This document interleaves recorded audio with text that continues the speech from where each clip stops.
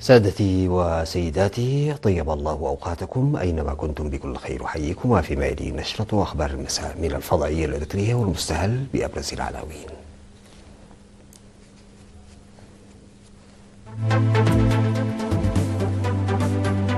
الاحتفال بعيد الميلاد المجيد في قاعدة فنقل الجوية.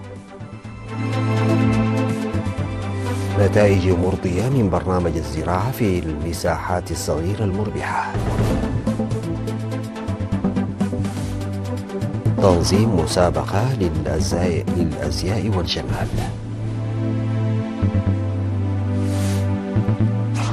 الصين تحظر تصدير أي مواد يمكن استخدامها عسكريا إلى اليابان.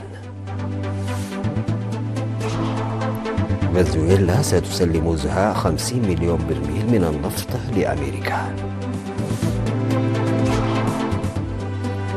حوار استراتيجي لتعميق التعاون الاقتصادي والأمني بين الصين وباكستان.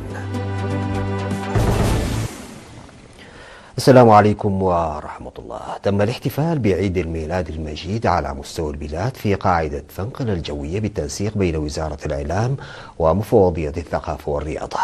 وأشار قائد القوات الجوية اللواء تقلاي هبتسلاسي في كلمته الافتتاحية التي ألقاها بحضور وزير الثروة البحرية السيد تولد قلاتي وحاكمة إقليم شمال البحر الأحمر السيدة أسمرة أبرهة وكبار المسؤولين بالإقليم. أشار إلى أن الأعياد الدينية مثال لقيم مجتمعنا وسر تناغمنا ووحدتنا، شاكرا الجهات التي قامت بتنظيم هذا الحفل على أرض قاعدة النقل الجوية. وحظي الحفل بالمواد الفنية والثقافية الوطنية.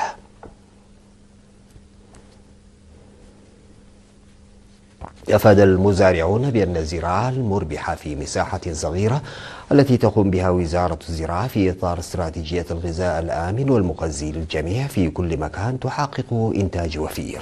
وذكر مكتب العلاقات العامة بوزارة الزراعة أن البرنامج الزراعي الذي يجري في مساحة 1000 متر مربع في 3 فصول ويشمل زراعة الخضر والفاكهة وتربية الدواجن والنحل قد بدأ بالفعل في تحقيق نتائج واعدة في عامه الثاني. وأوضح المكتب أن البرنامج الذي تم تنفيذه في 12,000 مزرعة في عامه الأول توسع ليشمل أكثر من 33,000 مزرعة في عامه الثاني.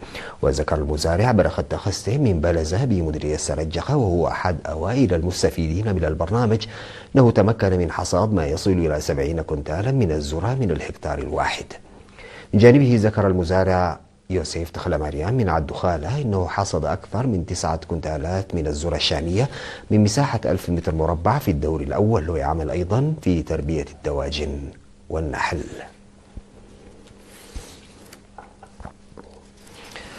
نظمت الرابطة الوطنية للمصممين بالتعاون مع مفوضية الثقافة والرياضة مسابقة للأزياء والجمال بمناسبة رأس السنة الميلادية 2026 وعيد الميلاد.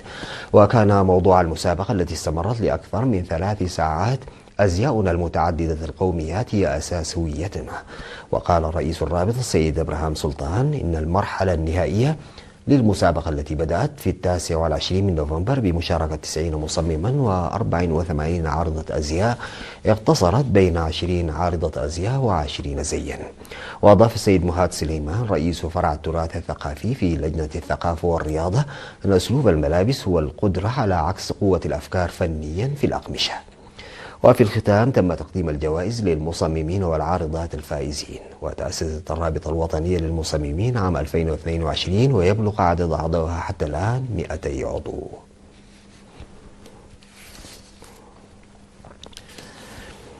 قامت عضوات الاتحاد الوطني للمرأة فرع مديرية لوغو عنسبة بإقامة حفل غداء على شرف منتسبي قوات الدفاع المشاركين في أعمال التنمية في المنطقة. وأوضحت ممثلة فرع الاتحاد في إدارة ضاحية ليبان السيدة الغانيش تدروس إن الحفل نظم تعبيرا عن الشكر لأفراد قوات الدفاع العاملين في بناء سد أخيط لحل إشكالية مياه الشرب والسقي. وقال المهندس تمسجن غويتوم المشرف على العمل إن السد الذي يبلغ عرضه 11 مترا وارتفاعه 13 مترا سيستوعب أكثر من 500 ألف متر مكعب، وقد تم إنجاز 51% من العمل. من جانبه أشاد مدير ضاحية ليبان السيد تسفاي قسته بالمبادرة التي اتخذتها المرأة، قائلا إن سد أخيط هو جزء من خزانات المياه التي يبنيها السكان والحكومة في أجزاء مختلفة من مديرية لوغو عنسبة. وأفاد مراسل وكالة الأنباء الإريترية بأن سكان ضاحيات حبلة وليبان وقران خده وديدا نظموا حفل تكريم مماثل. من جانبهم أشار السكان إلى أنهم كانوا يضطرون لقطع مسافات طويلة للحصول على مياه الشرب، وعربوا عن أملهم في أن يسهم سد أخيط الذي يبنى بمشاركة واسعة من قوات الدفاع في إيجاد حل جذري لمشكلتهم. أفادت إدارة مديرية أفعبت أنها تعمل على برامج توفير خدمات المياه في هذا العام. وصرح مدير المديرية السيد أحمد محمد نور رجب في اللقاء الذي عقده يوم 4 يناير أن البرنامج الذي تمت دراسته بالكامل لينفذ خلال هذا العام يتضمن إنشاء حواجز مائية بشكل أساسي. وأضاف أنه سيتم إنشاء حاجز مائي في قامة جهوة ومد شبكة أنابيب وربطها بالخزانات المؤقتة، إلى جانب بناء حاجز مائي في قبقب أو في قبه بضاحية قبقب، بالإضافة إلى أنشطة الحفاظ على المياه والتربة بنفير جماعي في جميع إدارات الضواحي. وناشد المشاركين الجهات المعنية إلى تجهيز التخطيط المدني لمدينة أفعبت الذي يعتبر ركيزة البرامج التنموية المنشودة بالمديرية. هذا وقت شارك في الاجتماع مدراء إدارات الضواحي والمدراء التنفيذيين والأعيان ورجال الدين وممثلي مكاتب فروع الوزارات بالمديرية.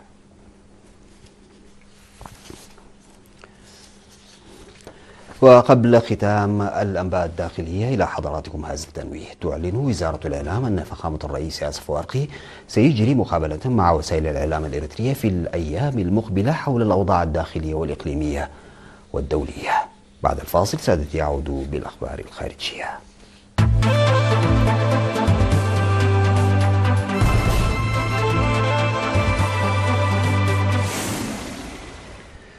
حظرت الصين تصدير المواد ذات الاستخدام المزدوج التي يمكن استخدامها لأغراض عسكرية إلى اليابان، حسب بيان صادر عن وزارة التجارة الصينية، في وقت تشهد فيه العلاقات بين البلدين توترا شديدا. ويعد القرار أحدث رد فعل من بكين على التصريحات التي أدلت بها رئيسة الوزراء اليابانية في نوفمبر، حيث قالت إن أي هجوم صيني على تايوان قد يعتبر تهديدا وجوديا لليابان. وفي بيانها شددت وزارة التجارة الصينية على حظر أي تصدير للمواد ذات الاستخدام المزدوج إلى المستخدمين العسكريين أو لأغراض تساهم في تعزيز القوة العسكرية لليابان. وأضافت أن أي انتهاك من جانب منظمات أو أفراد من أي دولة سيعرض من يرتكبه لمساءلة قانونية. وتساءلت وزارة الخارجية الصينية في وقت لاحق عن دوافع اليابان تجاه تايوان، وقالت إن استفزازاتها قد تكون ذريعة لتعزيز قواتها العسكرية وبعثاتها في الخارج. قال الرئيس الأمريكي دونالد ترامب إن فنزويلا ستسلم ما بين 30 و50 مليون برميل من النفط الخاضع للعقوبات إلى الولايات المتحدة، وذلك في أعقاب الإطاحة بنيكولاس مادورو الذي اعتقلته القوات الأمريكية من بلاده في مطلع الأسبوع. وأضاف ترامب في منشور على وسائل التواصل الاجتماعي: سيباع هذا النفط بسعر السوق، وسأتحكم أنا بصفتي رئيسا للولايات المتحدة في هذه الأموال لضمان استخدامها لصالح شعب فنزويلا والولايات المتحدة. من ناحية أخرى، أفاد 3 أشخاص مطلعين بأن إدارة الرئيس الأمريكي دونالد ترامب وضعت وزير الداخلية الفنزويلي على رأس قائمة أهدافها ما لم يساعد الرئيس المؤقت ديلسي رودريغيز في تلبية مطالب الولايات المتحدة والحفاظ على النظام بعد الإطاحة بمادورو، وفقا ل3 أشخاص مطلعين على الأمر.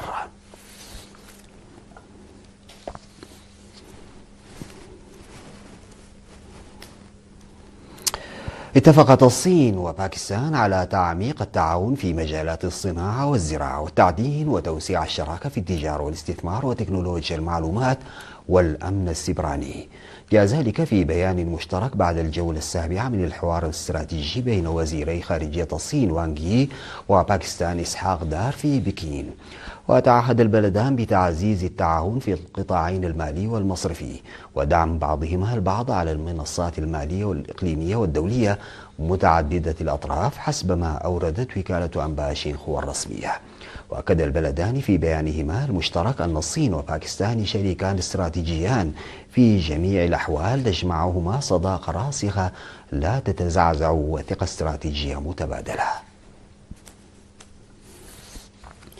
استضافت مدينة لاس فيغاس الأمريكية فعاليات معرض الإلكترونيات الاستهلاكية CES 2026 الذي شكل أكبر تجمع تكنولوجي عالمي لاستعراض أحدث الابتكارات ورسم ملامح المرحلة المقبلة من التحول الرقمي.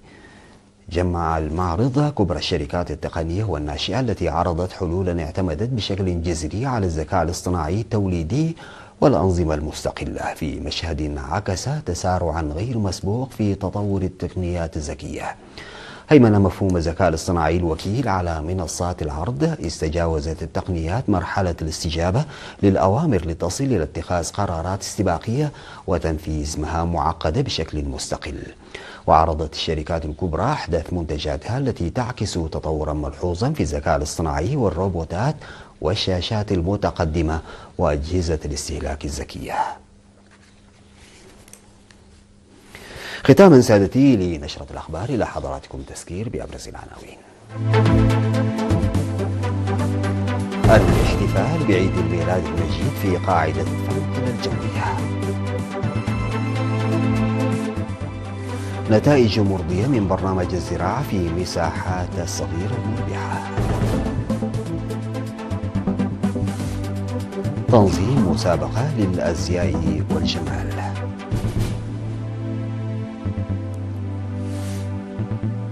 الصين تحظر تصدير أي مواد يمكن استخدامها عسكريا إلى اليابان.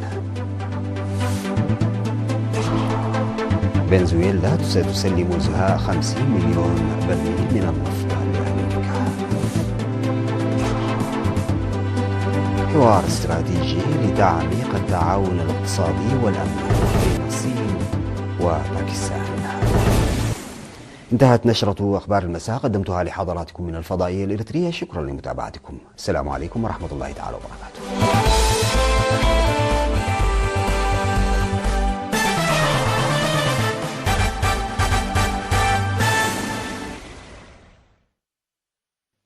أقداسي حبريتا مع كنات